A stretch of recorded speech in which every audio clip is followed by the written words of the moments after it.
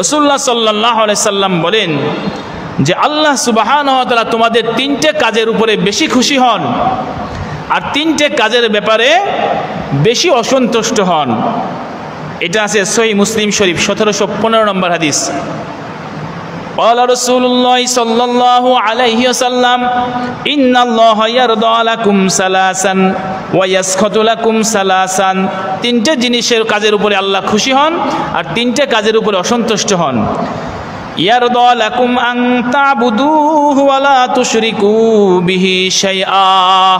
এক নাম্বার যে কাজের উপরে আল্লাহ বেশি খুশি হন সেটা হলো তোমরা আল্লাহর ইবাদত করবা, আল্লাহর সাথে শিরিক করবা না, এই কাজটা আল্লাহ বেশি খুশি হন।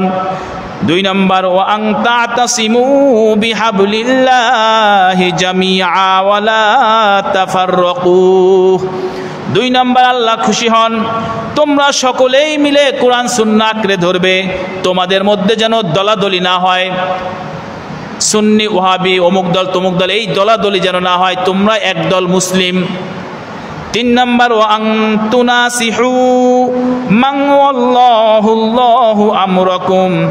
তিন নাম্বার আল্লাহ তাআলা খুশি হন তোমাদের ওই কাজের উপরে যাদেরকে আল্লাহ তাআলা তোমাদের অভিভাবক বানিয়েছেন, তাদেরকে তোমরা দ্বীনি নসিহত করবা, দ্বীনি কথা বুঝাবা, এই তিনটি কাজ। তাহলে এক নম্বর কাজ হলো আল্লাহর ইবাদত করবা, শিরিক করবা না, এই কাজ আল্লাহ বেশি পছন্দ করে। দুই নাম্বার হলো তোমরা সকলে মিলে আল্লাহর রশিকে মজবুত করে ধরবে, মানে কোরআন সুন্নাহ মতো চলবে। তিন নাম্বার হলো তোমাদের মধ্যে যারা শাসক আছে তাদেরকে কোরআন হাদিসের নসিহত করবে, এটাও আল্লাহ তাআলা খুশি হন। আজকের আলোচ্য বিষয় কোরআন ও সুন্নাহ আঁকড়ে ধরার আবশ্যকতা। আমাদের প্রত্যেকটা কাজে কর্মে কোরআন সুন্নাহকে মজবুতির সাথে আঁকড়ে ধরা প্রত্যেকের জন্য অবশ্যই জরুরি। আল্লাহ সুবহানাহু ওয়া তাআলা সমস্ত উম্মতকে সম্মিলিতভাবে থাকা এবং সবার মধ্যে একতা বজায় রাখার ব্যাপারে বিভিন্ন রকমভাবে গুরুত্ব দিয়েছেন, বিভিন্নভাবে আয়াতের মধ্যে বলেছেন। বিভিন্ন রঙের মানুষ থাকবে, বিভিন্ন বংশের মানুষ থাকবে, বিভিন্ন ভিন্ন জাতি থাকবে, তবে মুসলিম হিসাবে মুমিন হিসাবে সবাই একতা থাকবে, এক দল হিসাবে পরিচয় থাকবে, আমরা সকলে মুসলিম। এটার যেমন আল্লাহ সুবহানাহু ওয়া তাআলা গুরুত্ব দিয়েছেন এবং মত ভিন্নতা করা, দল দলে ভিন্ন ভিন্ন হয়ে যাওয়া, এ ব্যাপারে আল্লাহ তাআলা অনেক সতর্কবাণী করেছেন এবং এটাকে তিরস্কার করেছেন, যাতে করে নিজেদের মধ্যে বিচ্ছিন্নতা না হয়, দল ভেঙে না যায়। যদি বিচ্ছিন্নতা এসে যায় তাহলে নিশ্চিত পরাজয় চলে আসবে এবং পরিণাম খুবই খারাপ হবে। তবে শর্ত হলো যে একতা থাকার জন্য একতা কিসের ভিত্তিতে হব, কিসের ভিত্তিতে এক মঞ্চে উঠব, বলে সেটা হলো কোরআন এবং সুন্নাহর ভিত্তিতে। কোরআন এবং সুন্নাহ যেদিকে আমাদের দিক নির্দেশনা দেয় এ ব্যাপারে আমরা একমত সবার সাথেই। তবে কোরআন ও সুন্নাহর দিক নির্দেশনা নাই এরকম কোনো বিষয় যদি চলে আসে সেখানে দ্বিমত হওয়াটাই স্বাভাবিক, আর সেখানে একমত হওয়া সম্ভব না। তাহলে একতা থাকার জন্য, দলবদ্ধ হয়ে থাকার জন্য, জামাতের সাথে থাকার জন্য আল্লাহ তাআলার নির্দেশ, আল্লাহ তাআলা আদেশ করেন। তবে জামাতটা হতে হবে কোরআন সুন্নাহর ভিত্তিতে, একতাটা হতে হবে কোরআন সুন্নাহর ভিত্তিতে। কারো ব্যক্তিগত, কারো সাম্প্রদায়িকতাভাবে বা কারো দলগত কোনো নিয়ম কানুনের উপর সবাই একতা হবে না। আল্লাহ সুবহানাহু ওয়া তাআলা সূরাতুল আল ইমরানের 103 নম্বর আয়াতের মধ্যে বলেন, ওয়া'তাসিমু বিহাবলিল্লাহি জামিআ ওয়া লা তাফাররাকু।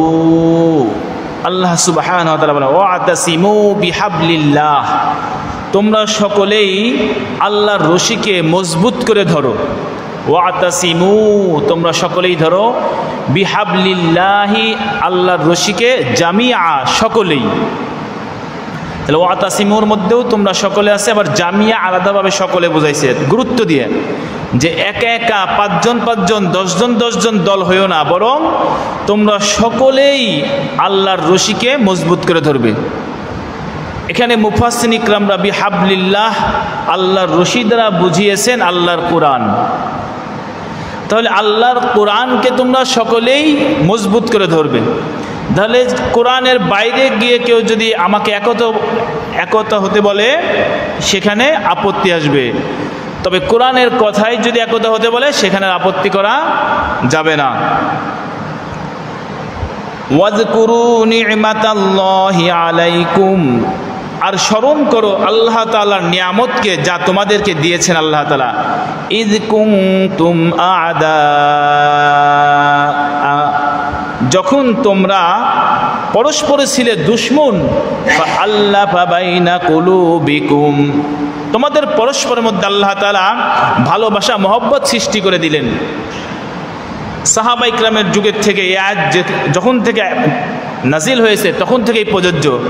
তোমরা একে অপরের সাথে হিংসা করো, একে অপরের অকল্যাণ কামনা করো, ক্ষতি করার চেষ্টা করো, কিন্তু আল্লাহ তাআলা পরস্পরের মধ্যে ভালোবাসা মহব্বত সৃষ্টি করে দিলেন। কিসের ভিত্তিতে? দিনের ভিত্তিতে, কোরআনের ভিত্তিতে ভালোবাসা সৃষ্টি হলো।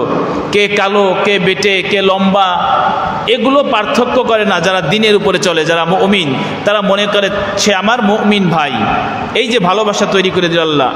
ফাসবাহতুম বিনি'মাতিহি ইখওয়ানা, আল্লাহ তাআলা বলেন যার ফলে তোমরা পরস্পরে ভাই হয়ে গেলে। মুহাজির, আনসার, মক্কার সাহাবীরা হচ্ছে হিজরত করে মদিনায় আসলো, আর মদিনার সাহাবীদের নিজেদের বাড়ি, এরা হলো আনসার, তাদেরকে সহযোগিতা করলো। মুহাজির আর আনসারের মধ্যে এত মহব্বত সৃষ্টি করে দিল আল্লাহ। সহদর ভাই যেমন মহব্বত করে, অন্য এই মুহাজির আনসারদের মধ্যে এরকম আপন ভাইয়ের মতো মহব্বত আল্লাহ তাআলা সৃষ্টি করে দিলেন। এমন কি আনসাররা বলল, আমার যদি 2 বিঘা জমি থাকে, আমার আপন ভাই থাকলে যেমন 1 বিঘার হকদার হতো, এইভাবে তোমরা আমাদের সহদর ভাইয়ের মতো আমার 2 বিঘা জমি অর্ধেক অর্ধেক ভাগ হবে। আমার 2টা দোকান, 1 দোকান তুমি পাবে, 1 দোকান আমি পাবো। বিবাহ করবে এই সামর্থ্য নাই তাদের বেলায় বললো, যাদের 2টা বউ আছে, 3টা আছে, তারা বলল ঠিক আছে আমি একটা বউ তালাক দিয়ে দেব, সে ইদ্যত পালন করার পরে এটাকে তুমি বিবাহ করে নেবে। কিসের ফলে হলো এটা? এটা কোরআন সুন্নাহর ভিত্তিতে। কোরআন সুন্নাহর কাছে না এসে আমরা যতই একতা চাই, একদল চাই, এক হতে চাই, সম্ভব না। কারণ রাসূলুল্লাহ সাল্লাল্লাহু আলাইহি সাল্লাম বলেন, আমার উম্মাহ, সকল উম্মাহ পথভ্রষ্টতার উপরে, গোমরাহির উপরে একমত হবে না, একজন হলেও দ্বিমত পোষণ করবে। এজন্য সম্মানিত হাজিরিন, আমরা সবাই এক হতে চাই, একসাথে থাকতে চাই, তবে নিজস্ব মেধা বুদ্ধি দিয়ে না, কোরআন সুন্নাহর ভিত্তিতে এক থাকতে চাই। আর এটা আল্লাহ তাআলার নির্দেশ এক থাকার ব্যাপারে। যদি এক থাকি তাহলে তোমাদের দুর্গ মজবুত থাকবে, তোমাদের কাফের মুশরিকরা ভয় পাবে। আর যদি মুসলমানরা দল দল ভাগ হয়ে যায়, সুন্নি, ওহাবি, শিখ, শিয়া, এভাবে যদি ভাগ হয়ে যায় মুসলমানরা, তাহলে মুসলমানদের দুর্গ দুর্বল হয়ে যাবে এবং মুসলমানরা সর্ব সময় নির্যাতিত হবে। এরপর আল্লাহ তাআলা বলেন, ওয়া কুনতুম আলা শাফা হুফরাতিম মিনান নার ফাআনকাযাকুম মিনহা, এবং তোমরা ছিলে হুফরাতিম মিনান নার, জাহান্নামের দ্বার প্রান্তে। হযরত ওমর রাদিয়াল্লাহু তাআলা আনহু, উনি রাসূলুল্লাহ সাল্লাল্লাহু আলাইহি সাল্লামের মাথা আনতে গেল। দেখছেন আবু জাহেলের ঘোষণা যে রসুলের মাথা এনে দিবে তাকে 100 উট পুরস্কার দিব। আর ওমর রাদিয়াল্লাহু তাআলা আনহু কাফের থাকা অবস্থায় সেই কাজ করার জন্য প্রস্তুতি নিল। তাহলে যে এই কাজ করার জন্য প্রস্তুতি নেয়, সে জাহান্নামের দ্বারের কাছে থাকে না? অথচ আল্লাহ তাআলা এইরকম ব্যক্তিকে ফাআনকাযাকুম মিনহা, সেই জাহান্নামের দ্বার থেকে বাঁচিয়ে জান্নাতি করে দিলেন। সুবহানাল্লাহ। কিসের ভিত্তিতে? কোরআন সুন্নাহর কাছে আসার ভিত্তিতে, কোরআন বুঝে আমল করার ভিত্তিতে, কোরআনের কথা মেনে নেওয়ার ভিত্তিতে। কাযালিকা ইউবাইয়িনুল্লাহু লাকুম আয়াতিহি লাআল্লাকুম তাহতাদুন। আল্লাহ তাআলা বলেন, এভাবেই আমি ইউবাইয়িনুল্লাহু, আল্লাহ তাআলা প্রমাণ করেন, আল্লাহ তাআলা পরিষ্কার করেন তোমাদের জন্য আয়াতিহি, তার নিদর্শন, লাআল্লাকুম তাহতাদুন, যাতে তোমরা হেদায়েত প্রাপ্ত হও। সম্মানিত হাজিরিন, তাহলে আল্লাহ সুবহানাহু ওয়া তাআলার তার রশি মানে কোরআন আর রাসূলুল্লাহ সাল্লাল্লাহু আলাইহি সাল্লামের সুন্নাহ। এই কোরআন এবং সুন্নাহকে যে মজবুত করে ধরবে, এর ভিত্তিতে তোমরা সবাই এক হয়ে যাও। আর কোরআন সুন্নাহ যখন মজবুত করে ধরা হয়, এখানে কোনো দ্বিমত থাকে না, এখানে কোনো ফাটলতা আসে না। ভিন্নতা সৃষ্টি হয় তখনই যখন কোরআন সুন্নাহর বাইরের কোনো কাজ হয়। মত প্রকাশ করার সুযোগ থাকে তখনই যখন কোরআন সুন্নাহর বাইরের কাজ হয়, কারণ কোরআন সুন্নাহর কাজে তো মত প্রকাশ করার সুযোগ নেই কারণ। আল্লাহ সুবহানাহু ওয়া তাআলা কোরআনুল কারীমের মধ্যে বলেন, আল্লাহ তাআলা যেই কাজগুলো করার জন্য আমাদেরকে আদেশ করেছেন যেমন ফরজ, ঠিক রাসূলুল্লাহ সাল্লাল্লাহু আলাইহি ওয়াসাল্লাম যেই কাজগুলো আমাদেরকে করার আদেশ করেছেন সেগুলোও ফরজ, সেগুলোও আমাদের করণীয় করতে হবে। আল্লাহ তাআলা বলেন সূরাতুল হাশরের 7 নম্বর আয়াত, ওয়ামা আতাকুমুর রাসূলু ফাখুযুহ, তোমাদের রসুল যা কিছু নিয়ে এসেছে সেগুলোকে গ্রহণ করো। ওয়ামা নাহাকুম আনহু ফান্তাহু, আর রসুল যেগুলোকে নিষেধ করেছেন সেগুলো থেকে বিরত থাকো। তাহলে রসুল যেগুলো নিষেধ করেছেন সেগুলো থেকে বিরত থাকতে হবে, আর রসুল যেগুলো করতে বলেছেন সেগুলো করতে হবে। এর ভিত্তিতে এক হতে হবে, তাহলে তার সমস্যা নাই। সমস্যাটা হয় কোথায় থেকে? সমস্যাটা হয় যখন নিজস্ব কোনো মত এখানে হস্তক্ষেপ করে, নিজস্ব কোনো মত যখন সবার উপরে চাপিয়ে দেওয়া হয়, তখন হলো সমস্যাটা হয়। আল্লাহ সুবহানাহু ওয়া তাআলা বলেন, ইয়া আইয়ুহাল্লাযীনা আমানু আতিউল্লাহা ওয়া রাসূলাহু ওয়া লা তাওয়াল্লাউ আনহু ওয়া আনতুম তাসমাউন, হে ঈমানদারগণ, তোমরা আল্লাহ এবং আল্লাহর রাসূলের অনুসরণ করো। ওয়া লা তাওয়াল্লাউ আনহু, তাদের থেকে তোমরা মুখ ফিরিয়ে নিও না। ওয়া আনতুম তাসমাউন, যখন তোমরা তাদের কথা শোনো। এটা আছে সূরা আনফালের 20 নম্বর আয়াত। আল্লাহ এবং আল্লাহর রসুলের ইত্তেবা করতে হবে, অনুসরণ করতে হবে, আর তাদের শোনা, তাদের কথা থেকে নিজের মুখকে বিমুখ করা যাবে না, অন্যমুখী হওয়া যাবে না। আর যদি অন্যমুখী করা হয়, আল্লাহ তাআলা তাদেরকে কঠিন শাস্তির সম্মুখীন করবেন। আল্লাহ সুবহানাহু ওয়া তাআলা সূরাতুন নিসার 59 নম্বর আয়াতের মধ্যে বলেন, ইয়া আইয়ুহাল্লাযীনা আমানু আতিউল্লাহ ওয়া আতিউর রাসূল ওয়া উলিল আমরি মিনকুম, হে ঈমানদারগণ, তোমরা আল্লাহ এবং রসুল এবং তোমাদের মধ্যে যারা আদেশ করার ক্ষমতা রাখে তাদের অনুসরণ করো, ইত্তেবা করো। ফাইন তানাযাতুম ফি শাইইন ফারুদ্দুহু ইলাল্লাহি ওয়ার রাসূল, আল্লাহর আনুগত্য করবে, রাসূলের আনুগত্য করবে। এ ব্যাপারে তো কোনো যাচাই বাছাই বা এ ব্যাপারে তো কোনো সন্দেহ নাই, জানার পরে যে রাসূলের কথা, এখানে আর কোনো না নিজের মত পেশ করার সুযোগ নাই। তবে উলিল আমরি মিনকুম, তোমাদের মধ্যে যারা আদেশ করার ক্ষমতা রাখে, হতে পারে সে উলামা ইকরাম, হতে পারে সে প্রশাসক, হতে পারে তোমার বাবা মা, হতে পারে তোমার মাতুব্বার, হতে পারে তোমার নেতা, যারা আদেশ করার ক্ষমতা রাখে তাদেরও অনুসরণ করবে। তবে শর্ত হলো তাদের আদেশগুলো যদি কোরআন সুন্নাহ মোতাবেক হয় তখন অনুসরণ করবে। কারণ আল্লাহর নাফরমানিতে, আল্লাহর অবাধ্যতায় কোনো মানুষের সন্তুষ্টি অর্জন করা জায়েজ নেই, হারাম। মানুষ খুশি হবে, নেতা খুশি হবে, কিন্তু আল্লাহর অসন্তুষ্টিতে তাহলে এই কাজ করা যাবে না। যতক্ষণ নেতা, যতক্ষণ আল্লাহ আল্লাহ রসুলের আদেশের উপরে সেগুলো নকল করে আমাদেরকে বলবে, সে আদেশগুলো আমাদের মানা ওয়াজিব। এরপর আল্লাহ বলেন, ফাইন তানাযাতুম ফি শাইইন ফারুদ্দুহু ইলাল্লাহি ওয়ার রাসূল, যদি তোমাদের মতের মধ্যে কোনো মতের দ্বিমত সৃষ্টি হয়, এমন কোনো কাজ সামনে এসে যায় যেই কাজের মধ্যে দ্বিমত হয়ে গেছে, বিভিন্ন মত এসে গেছে, ফি শাইইন ফারুদ্দুহু, তাহলে মতের ভিতরে যেও না, মত ভিন্নতা করিও না, বরং ফারুদ্দুহু, সেটাকে নিয়ে যাও ইলাল্লাহি ওয়ার রাসূল, আল্লাহ এবং আল্লাহর রসুলের দিকে। ইন কুনতুম মুমিনুনা বিল্লাহি ওয়াল ইয়াউমিল আখির, যদি আল্লাহ এবং আল্লাহর রসুল এবং আখিরাতের উপরে তোমরা ঈমান এনে থাকো, তাহলে যেই বিষয়ে আমাদের মধ্যে মতভেদ সৃষ্টি হয়, যেমন আমরা সমাজে দেখি অনেক বিষয়ে মতভেদ, যদি কই আমি কই জায়েজ নাই, উনি কয় জায়েজ, আমি কই বেদাত, উনি কয় সুন্নাহ, উনি কয় করা যাবে, উনি কয় করা যাবে না, এইরকম দ্বিমত ভিন্ন মত পোষণ করা জিনিস সমাজে আছে না নাই? আছে। আল্লাহ তাআলা বলেন যদি এইরকম ভিন্ন কোনো মত তোমাদের সামনে চলে আসে তখন কি করবা তুমি? ফারুদ্দুহু ইলাল্লাহি ওয়ার রাসূল, আল্লাহ এবং আল্লাহর রাসূলের দিকে সেটাকে ফিরিয়ে দাও।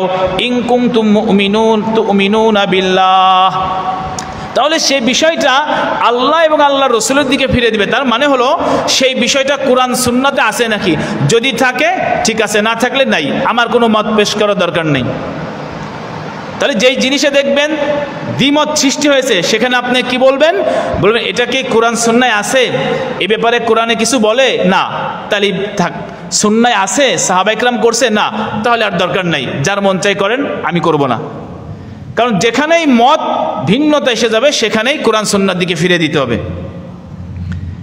আল্লাহ সুবহানাহু ওয়া তাআলা অন্য জায়গায় বলেন যারা দ্বিমত পোষণ করেন তারা কঠিন শাস্তির সম্মুখীন হবেন।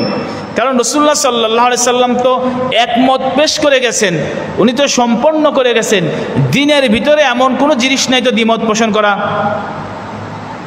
আল্লাহ তাআলা বলেন ওমাখতালাফতুম ফীহি মিন শাইইন ফাহুকমুহু ইলাল্লাহ, এটা আছে সূরাতুশ শূরার 10 নম্বর আয়াত। ওমাখতালাফতুম ফীহি, যেই জিনিসের মধ্যে তোমরা মতভেদ সৃষ্টি করো, ফাহুকমুহু ইলাল্লাহ, তার হুকুমটা তার আমলটা আল্লাহর দিকে দিয়ে দাও। এ ব্যাপারে আল্লাহ কি বলেছেন, এ ব্যাপারে রসুল কি বলেছেন, এ ব্যাপারে সাহাবায়ে কেরাম কি বলেছেন, যদি এ ব্যাপারে তারা কিছু বলে না থাকে তাহলে আমরাও নীরব, সেই ব্যাপার নিয়ে আর মাতামাতি করার দরকার নাই। এজন্য দ্বিমত সৃষ্টি হয়, দল সৃষ্টি হয় কখন? যখন নাকি কোরআন সুন্নাহর বাইরের কোনো কাজ করা হয়, তখনই দল সৃষ্টি হয়ে যায়।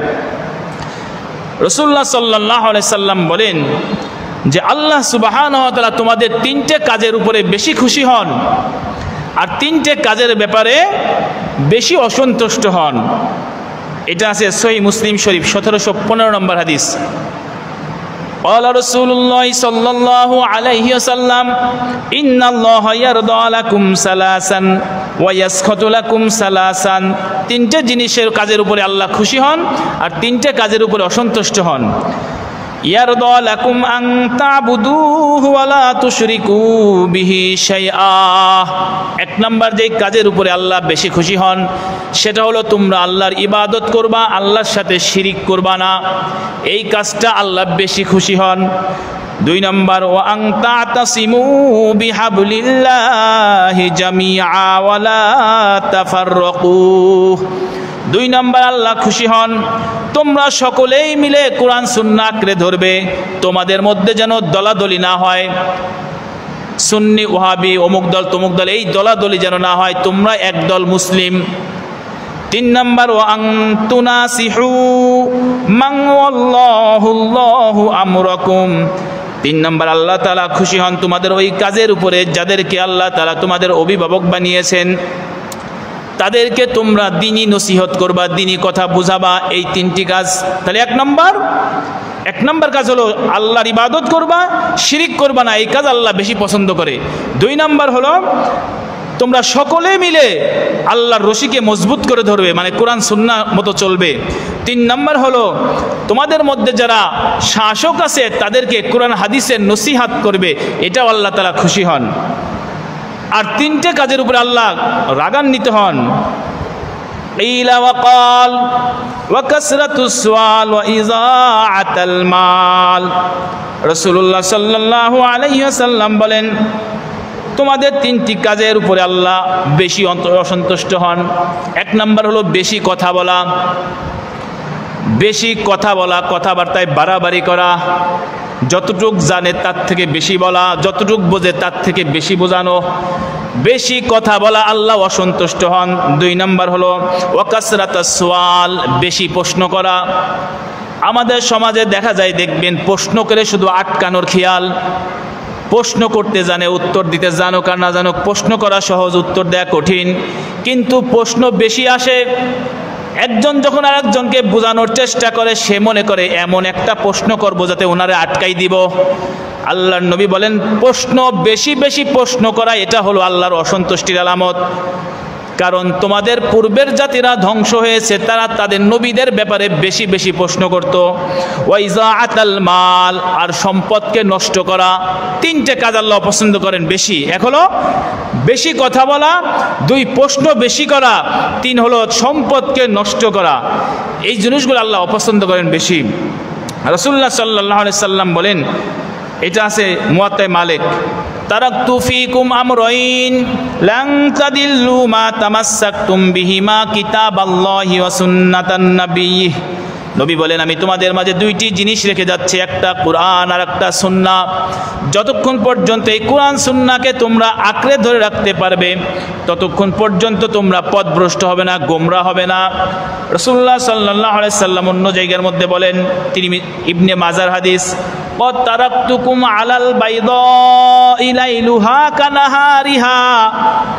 আমি তোমাদের এমন অবস্থায় ছেড়ে যাচ্ছি যেই অবস্থাটা একেবারে দিনের মতো পরিষ্কার, রাতটাও যেন দিনের মতো, কোনো ইশকাল নাই, কোনো অভিযোগ নাই, কোনো দ্বিমত নাই। এই অবস্থায় আমি তোমাদের জমিনে রেখে গেলাম।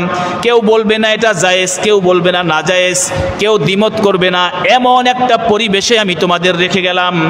লা ইয়াজিগু আনহা বাদি, এর বিপরীত পরবর্তীতে যারাই করবে ইল্লা হালিকুন, তারাই ধ্বংস, এটা তুমি নিশ্চিত জেনে রাখো। যার কপালে আল্লাহ ধ্বংস লিখে রেখেছেন, তারাই পরবর্তীতে গিয়ে আমার দিন পরিবর্তন করবে। তখন আসবে এটা জায়েজ আছে কিনা, ওইটা হারাম হবে কিনা, কারণ সে সন্দেহ পোষণ করছে। কারণ রসুল তো পরিষ্কার করে দিয়ে গেছে, এটা তো আর নতুন করে হারাম হালাল বলার সুযোগ নাই, নতুন করে বোঝানোর দরকার নাই, সেই কথাটা নকল করলেই হয়ে যেত। রাসূল সাল্লাল্লাহু আলাইহি সাল্লাম অন্য জায়গার মধ্যে বলেন, আলাইকুম বিসুন্নতি ওয়া সুন্নাতিল খুলাফাইর রাশিদিন আল মাহদিয়্যিন মিন বাদি তামাসসাকু বিহা ওয়া আদ্দু আলাইহা বিন নওয়াজিজ। তোমরা আমার আদর্শ এবং আমার সাহাবায়ে কেরামের আদর্শকে মজবুত করে ধরো। তাহলে মিন বাদি তামাসসাকু বিহা ওয়া আদ্দু আলাইহা বিন নওয়াজিজ, তোমরা কখনোই পথভ্রষ্ট হবে না। মারি দাঁত দিয়ে যেমন শক্ত করে ধরতে হয় আমার সুন্নাহগুলো, আমার মডেলগুলো, আমার নমুনাগুলো, ওই পরবর্তী যুগের মধ্যেও গিয়ে শক্ত করে ধরবা, তোমাদের যেন আমার পথ থেকে কেউ বিচ্যুত করতে না পারে। এখনও যদি আমরা সাহাবায়ে কেরামের মতের উপরে চলি, সেই মতো বুঝি, তাহলে কেউ আমাদের গোমরা করতে পারবে না, কোনো দলে আমাদের শামিল করতে পারবে না। দল একটাই, আহলে সুন্নাত ওয়াল জামাত, সাহাবায়ে কেরামের মত, রসুলের মত, এই দল, এছাড়া আর কোনো দল নাই মুসলমানদের। রাসূলুল্লাহ সাল্লাল্লাহু আলাইহি সাল্লাম এর ভিত্তিতে বলেছেন, আমার সমস্ত উম্মত জান্নাতে যাবে, কারণ যতক্ষণ আমার সুন্নাহ, আমার সাহাবায়ে কেরামের সুন্নাহ মতো চলবে, এই সমস্ত মানুষগুলোই জান্নাতে যাবে। কুল্লু উম্মতি ইয়াদখুলুনাল জান্নাহ, আমার সমস্ত উম্মত জান্নাতে যাবে, ইল্লা মান আবা, কিন্তু যে অস্বীকার করলো সে যাবে না। ক্বালু ইয়া রাসূলুল্লাহ, সাহাবায়ে কেরাম জিজ্ঞেস করলেন, ইয়া রাসূলুল্লাহ ওমান আয়াবা, কে অস্বীকার করলো? ক্বালা মান আতাআনি দাখালাল জান্নাহ, যে ব্যক্তি আমার অনুসরণ করবে, অনুকরণ করবে, সে হলো আমার মানলো। ওয়ামান আসানি ফাকাদ আবা, আর যে আমার নাফরমানি করলো, অবাধ্যচরণ করলো, সে হলো অস্বীকার করলো। তাহলে এই যুগে এসে যদি রসুলের সুন্নাহ মতো না চলে, ভিন্ন মত প্রকাশ করা হয়, তাহলে রসুল বলছেন সে আবা, মানে সে জাহান্নামে যাবে। এজন্য সম্মানিত হাজিরিন, সাহাবায়ে কেরামের মত, রসুলের সুন্নাহ মতে চলা অবশ্যই জরুরি। এর বিপরীত হলো বেদাত, মানে রসুলের সাহাবার মতের উপরে না চলে ভিন্ন কোনো কাজ সেখানে অন্যভাবে করা, এটাকেই বলে বেদাত, এটাকেই বলে বেদাত। বেদাতের কথা অনেক সময় মানুষের রাগান্বিত করে। বেদাত কি জিনিস? বেদাত কি? বেদাত হলো এটা যেটা রসুল সাল্লাল্লাহু আলাইহি সাল্লাম করেছেন, ওই কাজটাই তার মতে না করে ভিন্ন মতে করা, এটাই হলো বেদাত। রাসূল সাল্লাল্লাহু আলাইহি ওয়াসাল্লাম বলেন, ইন্নী ফারাতুকুম আলাল হাউজ, আমি তোমাদের সবার আগে হাউজে কাউসারের কাছে যাব। মান মাররা আলাইয়া শারিবা, যে ব্যক্তি আমার কাছ দিয়ে যাবে সে হাউজের পানি পান করবে।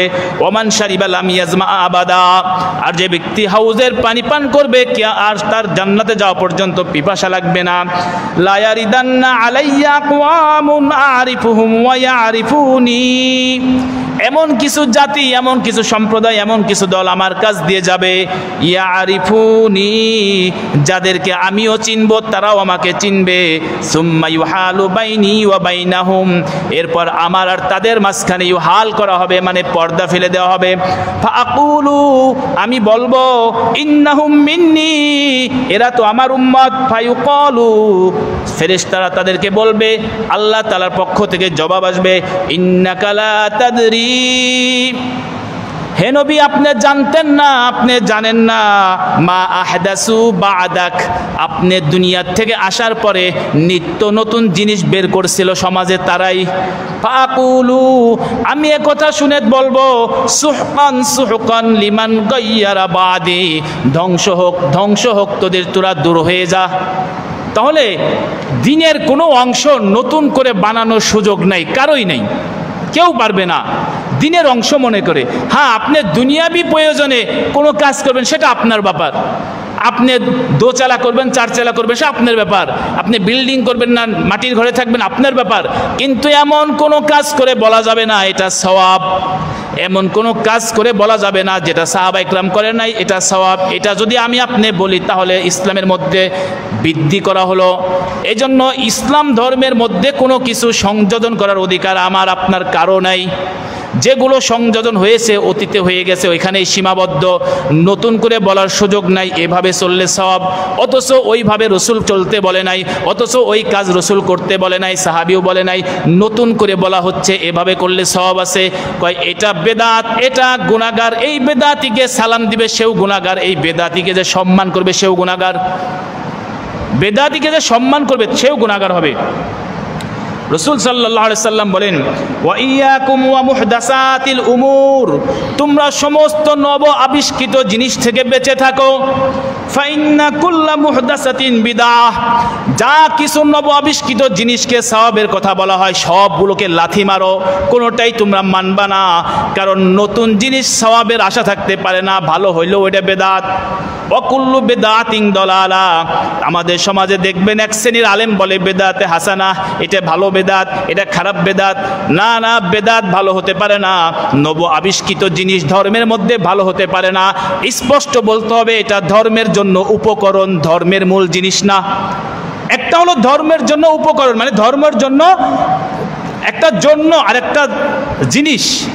যেমন নামাজের জন্য আমি অজু করেছি, অজুটাই নামাজ না, কিন্তু নামাজের জন্য অজু করেছি।